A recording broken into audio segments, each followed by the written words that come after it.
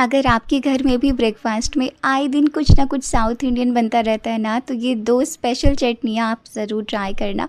आप इसके साथ चाहे इडली सर्व कर रहे हो, डोसा सर्व कर रहे हो, कोई वड़ा हो या उत्तपम हो, अप्पे हो, हर तरह की चीज़ के साथ, इवन कुछ स्पेशल चिल्ला बना रहे हो अलग से, तो उसके साथ भी ये दोनों चटनियाँ बहुत अच्छी लगेंगी। ट्राई करना, आपको बहुत अच्छा लगेगा। अच्छा, एक बात बताऊँ, दोनों चटनियाँ बनाने में काफ़ी ज़्यादा आसान है, बहुत ही सिंपल तरीके से बन जाती है। सबसे पहले ना मैंने यहाँ पर 1 बड़ा चम्मच चना दाल लिया और उसे ड्राई रोस्ट करके साइड कर लिया। उसका यूज़ मैं दूसरी स्पेशल चटनी में करने वाली हूँ। अब यहाँ पर ना मैंने उसी कढ़ाई में थोड़ा-सा तेल लिया। इसके बाद एक मीडियम साइज़ का प्याज को रफली चॉप करके डाल दिया।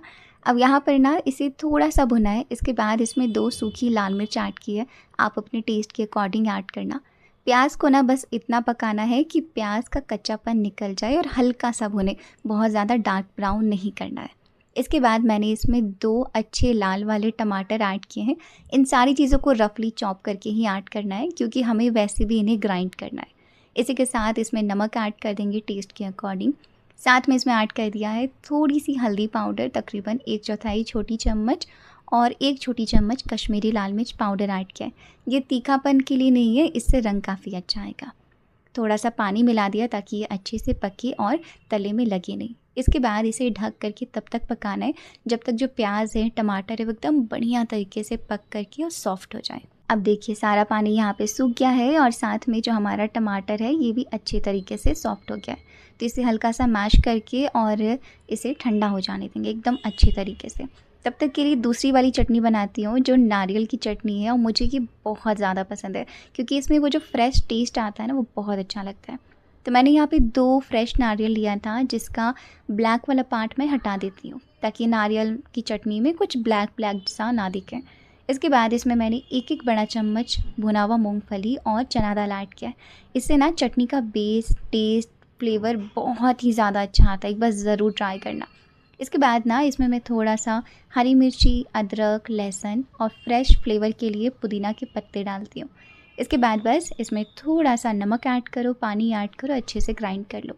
और वही बेसिक सा तड़का लगाना है। तेल में कड़ी पत्ता, राई, सूखी लाल मिर्च, हींग डालो, अच्छे से क्रैकल होने दो। उसके बाद चटनी में डाल दो। अगर आपको नारियल की चटनी बहुत ज़्यादा पसंद नहीं है या हर बस नॉर्मल तरीके से बनाते हो, तो एक बार इस तरीके से बनाना, आपको बहुत अच्छा लगेगा। इसके बाद अब हम अपनी दूसरी वाली चटनी बना लेते हैं, जो है मूंगफली की चटनी, जो आई थिंक सभी की फेवरेट होती है ना।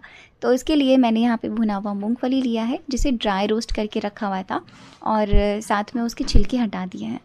उसके साथ जो हमने हमारा टमाटर वगैरह का वो भुना था ना, वो भी अच्छे से ठंडा हो गया, तो उसे डाला। साथ में थोड़ा नमक कम लग रहा था, तो वो डाल करके पानी डाला और अच्छे से ग्राइंड कर लिया। वैसे उसके साथ सर्व करने के लिए एक और बहुत ही अच्छी रेसिपी है ये, जो कि हाई प्रोटीन इडली है, सुपर हेल्दी है, और इसमें कोई भी इनो का या फिर सोडा वगैरह का यूज़ नहीं है, फिर भी एकदम सॉफ्ट बनती है। अगर आप डाइट पर हो, वेट लॉस करना चाहते हो या कुछ हेल्दी खाना चाहते हो, तो ये रेसिपी आपके लिए ज़रूर से ट्राई करना। मैं इसके ना आई बटन में डाल दूँगी, या फिर आप डिस्क्रिप्शन में भी चेक कर लेना। अब यहाँ पे दोनों चटनियाँ रेडी हो चुकी हैं। मैंने वही तड़का लगाया, मिक्स किया, और अब आपके पास नाश्ते में कुछ भी है, मतलब वैसे तो स्पेशल में कुछ साउथ इंडियन हो, जैसे उत्तपम, इडली, डोसा टाइप, लेकिन अगर इनमें से कुछ नहीं भी है, तो कुछ चिल्ला वगैरह बना रहे हो, तो उसके साथ भी ये वाली चटनियाँ बहुत अच्छी लगेंगी, क्योंकि दोनों का टेस्ट बहुत अमेजिंग है।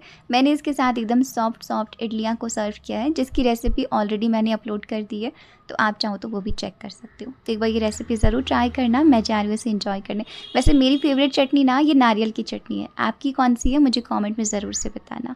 मिलूंगी अगले वीडियो में, तब तक के लिए राधे राधे।